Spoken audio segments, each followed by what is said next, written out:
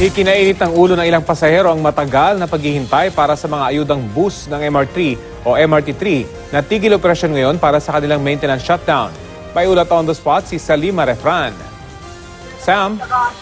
Dati mahaba ang pila ng mga pasahero para sa bus augmentation ng MRT3 sa North Avenue Station. Alas 9 ng umaga, abot na ng Paramount sa kanto ng EDSA at West Avenue ang pila. Mainit na rin ang ulo ng mga pasahero. Ang ilang pasahero, 2 oras na raw naghihintay. Madalang kasi ang dating ng mga bus.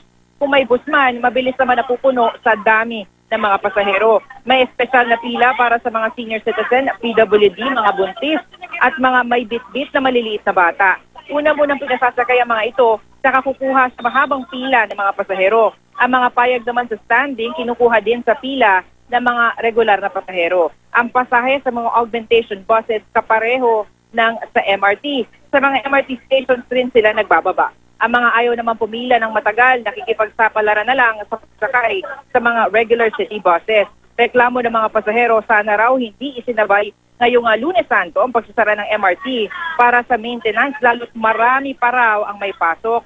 Ayon naman kay DOTR Undersecretary for Road Transport, Undersecretary Mark De Leon, kailangan ang pasensya dahil kailangan ng isaayos ang MRT3. Sa kakulangan ng bus, hihirapan daw na makabalik ang mga bus sa North Avenue Station dahil sa bigat ng traffic sa EDSA northbound. Aminado rin sa De Leon na kulang ang 170 buses na dineploy ngayong araw.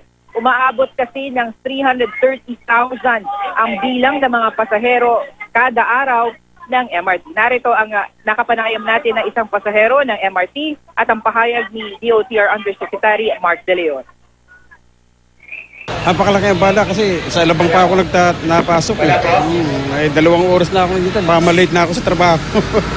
Ang nakikita namin problema dito yung quick turnaround. Nata-traffic sila dito sa North Station, pa northbound. Nata-traffic sila, kaya hirap makabalik yung mga bus. So pag-uusapan namin yan, yung mga ganyang detalye.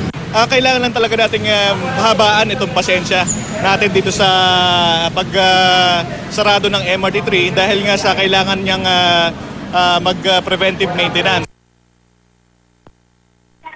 Rafi, magpupulong naman ngayong tanghali ang DOTR, LTFRB at bus operator para sa karagdagang mga bus na ide-deploy sa MRT3 augmentation. Samantala, nandito ako ngayon sa may bandang Taft Avenue doon sa bus augmentation na pilahan ng MRT3. Sa ngayon, marami yung bus dito at tuloy-tuloy naman yung pagdating ng mga pasahero. Rafi. Maraming salamat, Salima Refran.